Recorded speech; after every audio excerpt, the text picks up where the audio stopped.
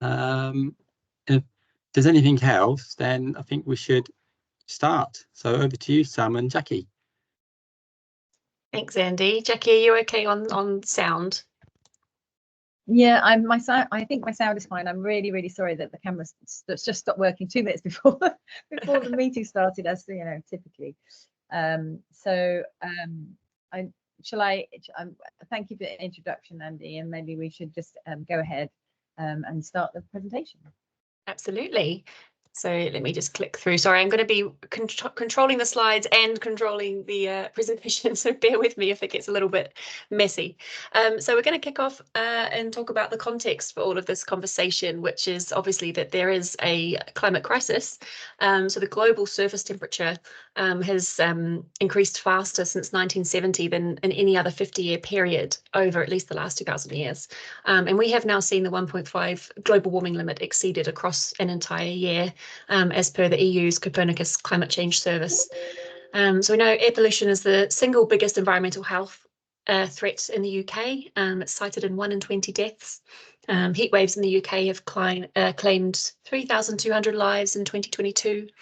And national emergency was declared, and some of the highest temperatures ever were recorded. This is a slide from the World Health Organization, which shows the kind of complex interplay between the factors that contribute towards your health risk from climate change, and how health outcomes and impact on health facilities and systems that can arise from climate change. So that's well worth a sort of closer look when you have a moment. So as the previous slide illustrated, there's a known link between healthcare and the climate crisis, and you've probably all heard by now, in fact, that the climate crisis is a health crisis. Our welfare, lives and planet depend on people caring about living in a sustainable way that ensures that we do not exceed the finite resources that we have. Healthcare is part of the problem. Another well-known figure, the NHS contributes 4% of England's carbon footprint. Therefore, it must also be part of the solution. The climate crisis is going to result and is resulting in worsening population health, which will place more burden upon the healthcare systems. The headlines are pretty grim. 250,000 people a year are expected to die from climate change by 2030 to 2060. Pollution is responsible for cardiac problems, increases in rates of dementia, premature birth rates, and there are numerous examples which illustrate the problem. There's an article from BMC Public Health that showed in China, very polluted areas were cleaned up prior to the Olympics, and this resulted in a massive reduction in premature birth rates. So that the evidence base is out there and is undeniable. Jackie, over to you. Okay, so what is sustainable healthcare? So we know that as Sam has said, that the health crisis is the climate crisis is a health crisis, and the NHS has set in 2020. Sorry, the NHS strategy in response to this was launched in 2020, October 2020, when there was actually a pandemic on. 2 very well researched and ambitious targets to reach net zero by over things that we control by 2040 and things that we influence by 2045. So we will get to net zero by 2050. So and we were the first health service in the world to do this. And what does that mean? It means, well, we control things like how we can heat our buildings, we can change from gas to renewable energy, we can change from electric vehicles to electric vehicles from diesel or petrol engines, and we can reduce our consumption, but we can't change how the electricity is produced. So that's what we might influence rather than control. We can, in terms of equipment, we can reduce, reuse, repurpose, renew products, and influence how they are produced. We don't produce them ourselves. We can make sure that we're using producers who don't use modern day slavery or unsafe practices, that we use equipment that's reusable rather than single use. We can reduce anesthetics and medications, but we can see how they're wasted.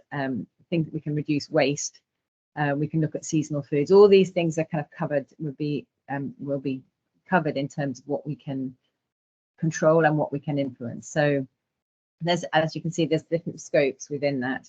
And as well as being a great threat, climate change is also an opportunity. We all know that we need reform, we need changes in the NHS, that things are not working brilliantly as they are. Everybody knows where they can have changes, and where they see the waste within their own services, and that we can make this a positive change. This can be something that can be positive and more effective change. And the next slide, please. So the NHS strategy is very much in line with the AHP strategy, which was launched in 2022, which includes sustainability and as one of the four sections, which is going to be a priority. Next slide, please.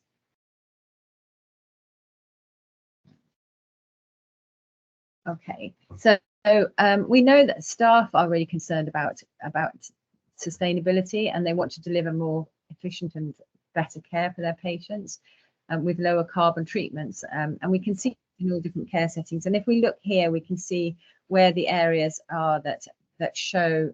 This shows the percentage of where the carbon hotspots are within the NHS. And all of us need to be involved in order to get to net zero. We need to think about what we deliver, how we deliver, when we deliver. We think about prevention as well as cure, and think about keeping people healthy, which is a really core part of many allied health professionals' work. We know that for every £1 spent on sustainability, we can gain 3.5 years in terms of healthy activities, which is this is a figure from Nick Watts, who was the Chief Sustainability Officer. That it's not wasted in terms of the money that's spent. And we have a huge opportunity as the third largest employer in the world. I think we're the third largest with 1.4 million people in the NHS. I think we're only third after the Chinese Army and McDonald's. We are the third largest employer in the world, which gives us a great opportunity to actually make meaningful change. Next slide, please. Yeah, so going to talk about Greener NHS. Hopefully everybody on the call has heard of Greener NHS by now. They do fly slightly under the radar. So it's a national programme that sits within NHS England, and it's now led by Chris Gormley. He's the Chief Sustainability Officer. Oh, sorry, the slides are jumping. There we go. So the programme exists to drive sustainability and net zero transformation while delivering against the kind of broader environmental health priorities. So these were laid out in the NHS long-term plan, and it extends sustainability commitments, sort of ranging from single-use plastics and water consumption through to improving air quality. And obviously we sit as clinical fellows to Chris Gormley, Jackie and I sit within Greener NHS. So this is just a couple of examples of the work that they're doing, the different sort of publications that they have been involved in. So starting with the Health and Care Act from 2022, which placed a duty on NHS organisations to consider climate change in their operations. Now 212 NHS trusts across England now have a green plan. So this is their net zero strategy in place, which is intended to cut more than 1 million tonnes of carbon emissions in the next 3 years. I know these figures are always a little bit tricky to get your head around, but that's the equivalent of taking over 500,000 cars off the road. And we know from these publications and different staff surveys that, as Jackie was saying, there's real support for this in the system. People want a greener NHS. 9 in 10 staff support it. 8 in 10 have taken action in their professional lives, such as saving energy, recycling waste, taking greener routes to work, or making better prescribing decisions, switching to lower carbon anesthetic gases. So there's a real kind of groundswell of people who are behind this movement, even though it can feel like sometimes that you're one very small cog in a very big organisation.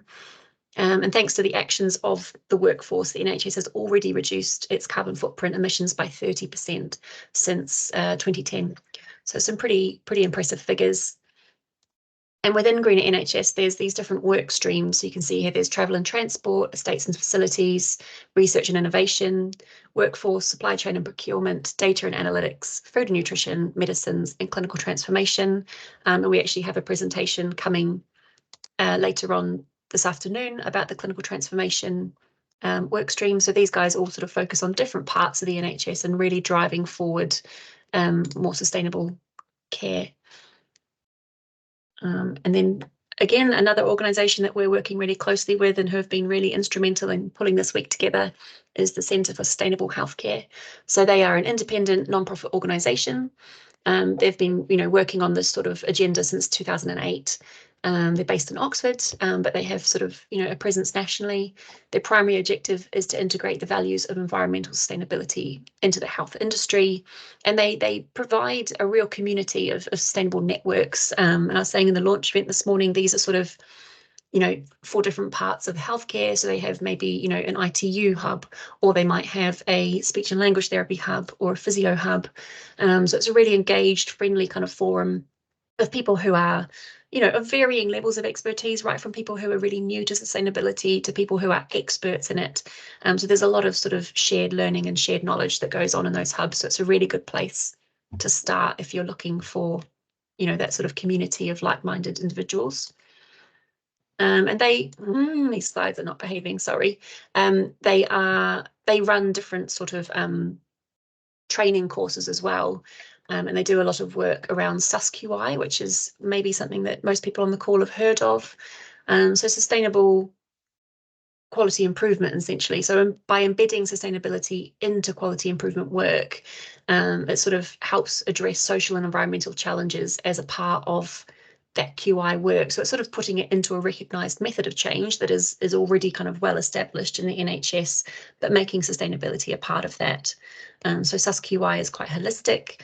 The sustainable value of a service is determined by measuring the health outcomes against environmental, social and economic costs and impacts. And you see down the bottom of that slide there, it's called the triple bottom line. And it's not actually, which I didn't quite understand when I started doing this sort of work, it's not actually a mathematical formula. There's no answer, but it's just a way of sort of framing things in your mind that you're thinking about all those factors when you are doing quality improvement work.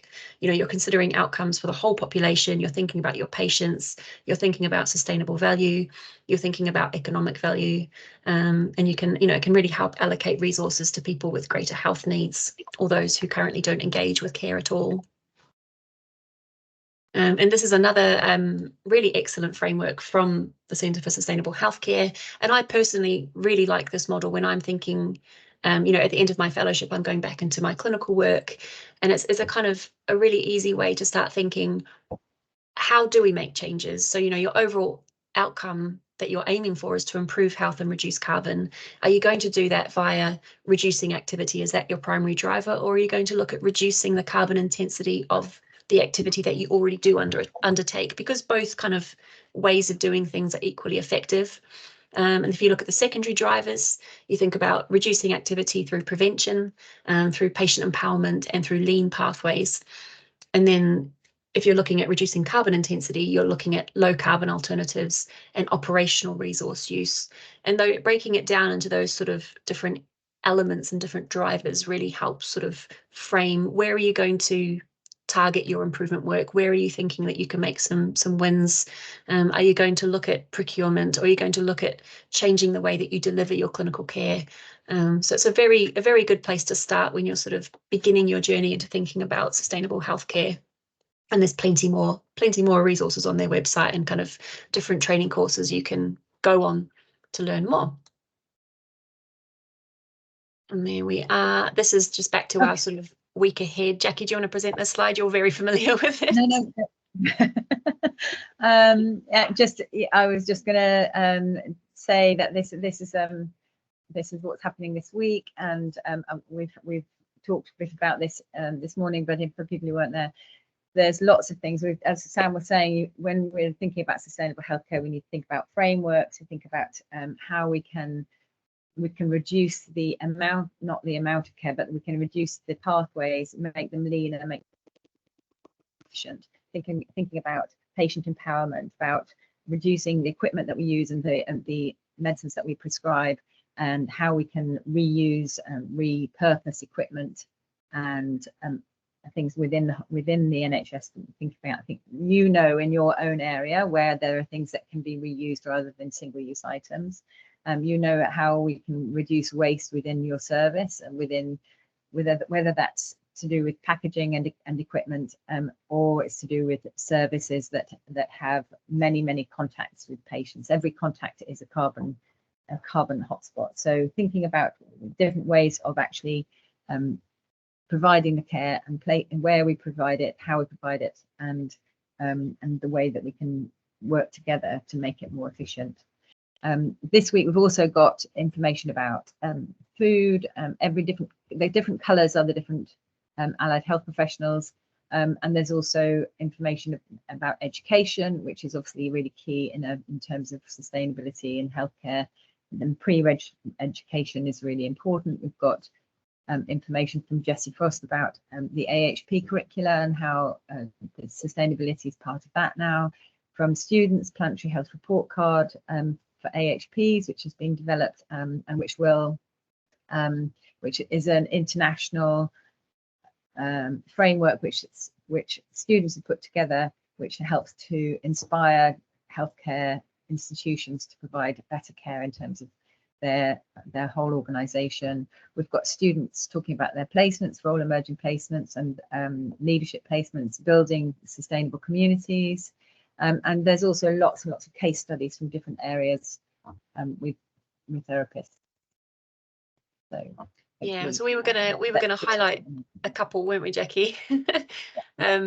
So on Thursday afternoon at about 4 o'clock, there's a wonderful team from Cardiff who are going to come along and share the work that they did on their therapies decarbonisation plan.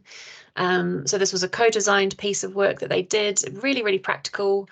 They've basically put together a sort of a toolkit as such. They've got therapies, decarbonisation readiness questions, a maturity matrix, audit tools, and they're really going to go kind of step by step through what was, you know, absolutely massive piece of work, kind of decarbonising an entire directorate even. And I think there's going to be lots of learning for other services who might want to emulate this approach.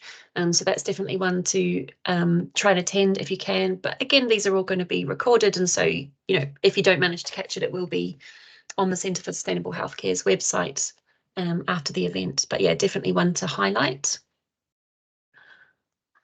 Other ones that might be interesting to people are thinking about different pathways and alternatives to delivering therapy. Virtual neuro rehabilitation, which is happening. There's a presentation this afternoon at 2 o'clock by an occupational therapist who actually lives in Manchester but delivers care in Sussex. Very interesting that they started a pilot project. It was extremely popular. They had very good outcomes for the patients, and it was extremely popular with them. And it meant that they could be much more flexible about how they provide the input. They could have earlier input and therefore better outcomes. And so there's looking at that and looking at how that might help in terms of your service. That might be a very good one to think about. And it's also very interesting to think about how we can deliver how delivering virtual care means that we'll be future-proofed if there are floods or if there are heat waves and people can't get out, they can't travel. We can still deliver the care that we need to. So there's lots of different ways of thinking about new ways of caring. Next slide, please. Another really interesting care pathway is the community appointment days, which have been happening with the MSK service in Sussex. And they brought everybody together under one roof. So they decided to have a different way of interacting with people, not to have consultations, but to have conversations and find out what works with people. Through doing this, they again, very good feedback, using lots of social prescribing, linking people in. People felt that the patients felt that they had better care. They got what they wanted immediately, and there was less wait for people who needed intensive input. There was less of a wait. So that's also a nice way of thinking about doing things differently. That's been rolled out into other places now, and definitely know in South London, and it's individualized to each area, so that you don't have to have one solution fits all. You have an idea that can be tailored to your community. Next slide, please. All right, let's see if this is going to work.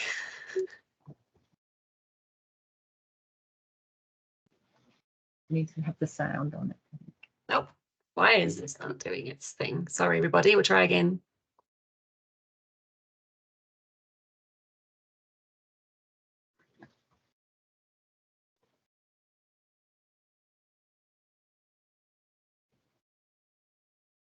So I'm just going to pause this here. Jackie, do you want to give a quick intro as to what this is showing? Because it's actually a really powerful video. Yes. Okay.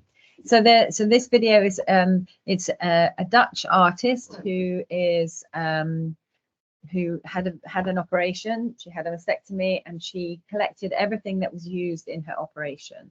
She looked at what all the equipment, all the pairs of gloves, everything that was used, and she created an artwork out of it, and this video of the artwork to show how much stuff, you know, bits and pieces are used in one operation, and about thinking about how we could do things in a different way. She does quite a lot of installations looking at making things out of waste plastic, and so this was just her looking at her healthcare in particular. So have you managed to sort out the sound? Can you not hear it? No. Oh, for goodness sake. There's always going to be a video that trips you up, isn't there? 1 second. Let me come out of this and see if I can get to share my sound. Need to be an option down here, isn't there? Well, yeah, sorry guys. We did rehearse this and I can't get it to work. If I just scroll through, you can probably get an idea. Goodness me, these slides. Yeah, basically there's we'll put the link in the chat, and then people can look at it themselves maybe. Yeah, there's actually only music playing. There's no actual talking, but it's just an image of her, and obviously all of the waste that came along with her operation. So fairly remarkable, really. But anyways, yeah, we can share the link so you guys can watch it in your own time, or if you Google, you know, if you Google it, it's very well known, so it comes up quite easily. Okay. So I talked a little bit about pre-registration education and placements. It's beneficial for not for changes to the future, for preparing people for the future workforce, and the changes to the curricula I talked about, and also it benefits the students. We've had lots of really good feedback from students about working with sustainability teams, setting goals, and or doing projects on their placements, and about how, and it'd be really good for people to think about how they might be able to include that in their own practice.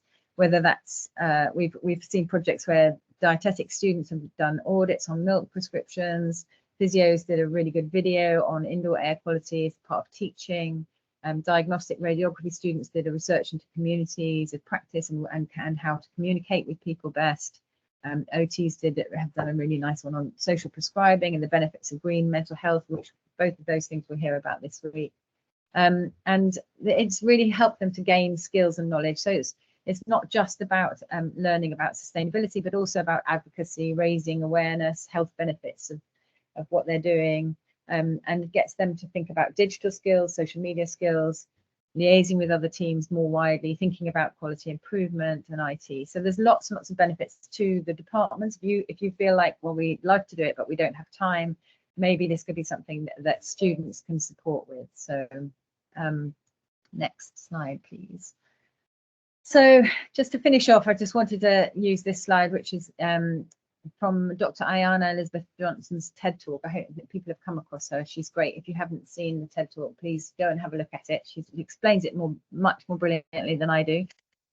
And it's really to think about what you specifically you can do about climate change. Sometimes we feel overwhelmed by it, but if she has created this Venn diagram where she's talked about all the work that needs doing, and there's so much work that needs doing, that needs to be done in the NHS and more widely. And so she said, think about the things that need to be done. We need to change transport and education and heating and healthcare and food and nature, and we need to think about climate justice and system level change, and we need to think about the small things as well. And she said, look at what you're good at, what are your skills, what are your resources, what are your networks, think about how you can use those skills, but also really importantly, what your sources of satisfaction are, what brings you joy, and where those three things overlap is where you should focus your climate action, because a lot of people feel it's overwhelming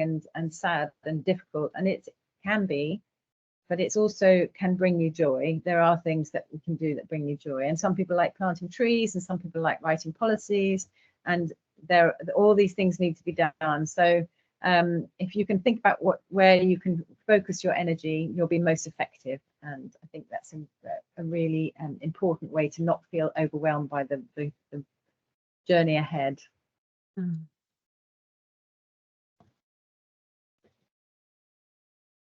Sam. Yeah, are you doing the final slide, Jackie? Yeah. Oh, sorry, no, yeah. this is me. Sorry, everybody. Okay. So this is one thing that we really come back to is like Jackie was saying, what can you do as a clinician? There'll be things that you can do in your professional life, but there's also things that you can do kind of in your personal life for, you know, a more sustainable planet, a more sustainable world. So banking is a really big one. I don't know if anyone here has heard Hugh Montgomery speak recently. He's a ITU consultant from London, and he does some really kind of quite hard-hitting talks on climate change and what's coming. And his number one takeaway really is what you can do is change your bank, because money talks a lot louder than most things. And so there's a range of different banks out there who are more kind of green. Their green credentials have been checked. So Cooperative Bank, Triodos, Monzo, Starling, there's quite a few other ones available as well. So that link will take you through to, you know, considering putting your money with a corporation who is acting in a sustainable and ethical way. Obviously, diet, how you choose to eat, what you choose to buy, the kind of foods that you have as a family have a really big impact on the planet. Talking about traveling, flying, you know, on holiday, can you travel a different way? Can you have a holiday more locally? Obviously, there's a huge carbon kind of footprint associated with flying, and there are, you know, different kind of ways around that. So I think that gives you some ideas on how you might be able to travel without using airplanes. Just generally, the first place to start with any sustainability really comes down to reducing consumption. So buy less, wash less, eat less, turn off your electricity. Very simple, really simple things. And these will feel small, you know, but they do make a difference. And actually, I think that's one thing that I've really taken away from this year of working on sustainability, is that as a kind of counteract to feeling quite kind of doom and gloom about the climate, actually doing something that I know is actively helping is a really good place to start. You know, reducing the amount of plastic you use. Don't buy it, don't use it. It doesn't go away. So just a couple of sort of things you can start thinking about in terms of actions. And then Jackie and I both wanted to leave this slide here because I just think it really encapsulates kind of, generally speaking, we can do all these things. You know, we do come across people out there who have different opinions on climate, and you know, who maybe don't believe it's happening, or don't want to engage in sustainability because of the kind of associations that it brings. But you know, overall, the kind of appeal of this is that actually just generally it creates a better world. So why would you not want to, really? And there we are. Okay, so the last thing is really just to say thank you very much for listening. We're really happy to take questions. Please do visit the Greener AHP hub and look at what's going on there. There's all these slides are going to be available afterwards as well. And I'm thinking about doing the building an e-learning. It's 30 minutes. Please go ahead and engage in that. Send it to other people. Share it. There's networks that you can join on the Centre for Sustainable Healthcare, and that's where all the videos will be available afterwards. So if you want to join the networks, it's free to join. You can join AHP networks, you can join specific ones for your profession, and then you'll be able to access all of the videos from the week afterwards. And think about submitting a case study. If you know of a green activity or project that's happening, or you want to nominate somebody, please do that. The more we have, the better, in terms of learning from each other and highlighting the good work that's going on, and also visit your own professional page. So you can find that out at the AHP Greener AHP Hub. You can see about professional bodies and sustainability pages for your professional body. Yeah, we're really happy. If you want to, we're going to stop recording now, and maybe people can turn on their videos, even though I can't turn on